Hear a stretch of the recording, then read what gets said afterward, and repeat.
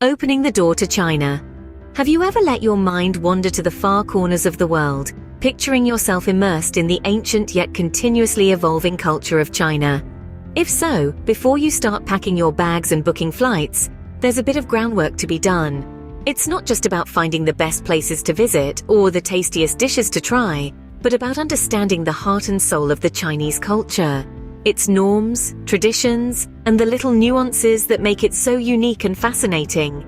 You see, every culture has its own set of unspoken rules, and China is no different. To truly appreciate the beauty of this country and its people, it's essential to respect these cultural norms, even if they seem a bit unfamiliar to us. So, buckle up as we journey through some of the things you should never do in China. Imagine this: you're invited to a Chinese friend's home for dinner. You arrive with a smile, but your hands are empty. Oops, you've just committed a cultural faux pas. In China, showing up empty-handed to a social gathering, especially a dinner at someone's home, is seen as impolite. Gift-giving is a cherished tradition, reflecting respect and appreciation for the host. So when you're invited over, remember to bring a small token of your gratitude. It doesn't have to be grand. A box of tea, some fruit, or a bottle of wine will do just fine. Let's picture a scenario. You're in Beijing, invited to your colleague's house for a hearty meal. You walk in, hands empty, oblivious to the cultural norm. The room falls silent. The host's smile fades. You feel a rush of embarrassment as you realize your mistake. This could have been avoided with a simple, thoughtful gift. So remember, when in China, never show up empty-handed. Scene script. Picture this. You're in a bustling Chinese market, bargaining for a beautiful silk scarf. You suggest a price ending in 4. Suddenly the vendor looks uncomfortable. In Chinese culture, the number 4 is considered unlucky. This is due to a linguistic quirk where the word for 4 sounds remarkably similar to the word for death. This superstition is so deeply rooted that you'll often find buildings in China skipping the 4th floor altogether, jumping straight from 3 to 5. Imagine you're at a dinner party and you decide to give your host a set of 4 wine glasses as a gift. The moment you hand it over, the room goes quiet. People begin to exchange uneasy glances. You've unknowingly given a gift symbolizing death. So whether you're bargaining in a market, giving gifts, or even just counting out loud, it's best to tread lightly around the number 4. So when you're in China, steer clear of the number 4 whenever possible. Imagine you're in a crowded Beijing subway and you lean too close to a fellow commuter. You notice discomfort etched on their face.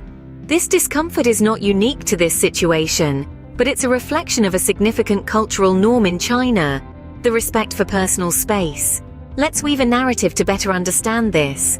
Picture a bustling marketplace in Shanghai. An eager tourist, engrossed in the vibrant sights and sounds, unintentionally bumps into a local.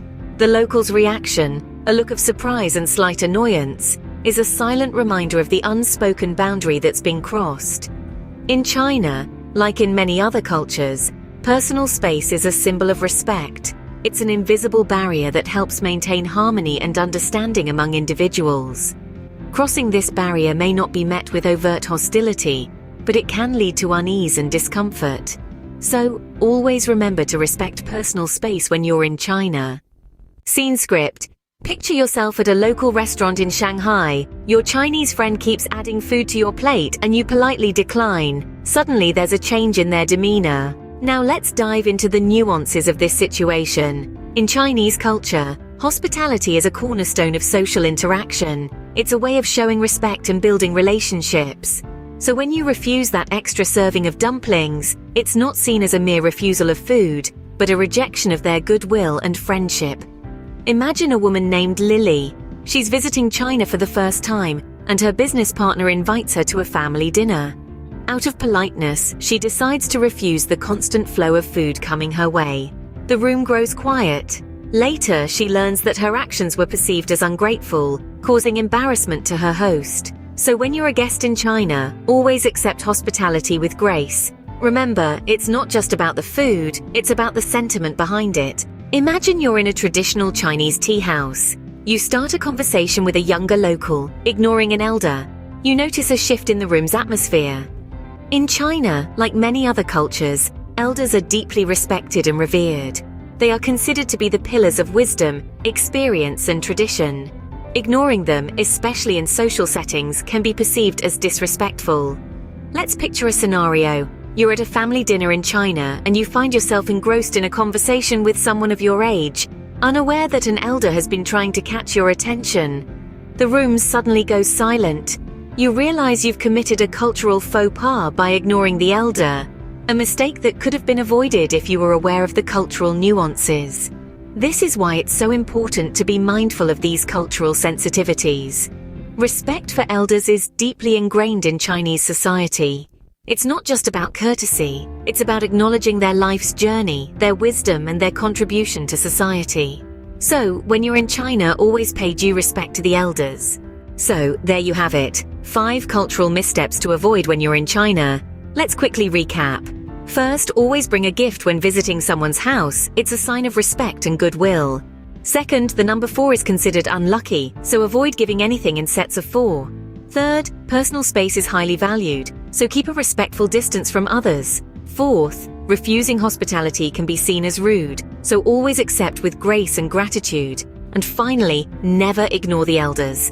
They are highly respected, and ignoring them is seen as a sign of disrespect. Understanding these cultural norms can greatly enrich your travel experience. It's about more than just avoiding faux pas, it's about truly immersing yourself in the culture and connecting with the people. Remember, when you travel, you're not just visiting a place, you're stepping into a whole new culture. So, tread carefully, respect the norms, and enjoy the journey.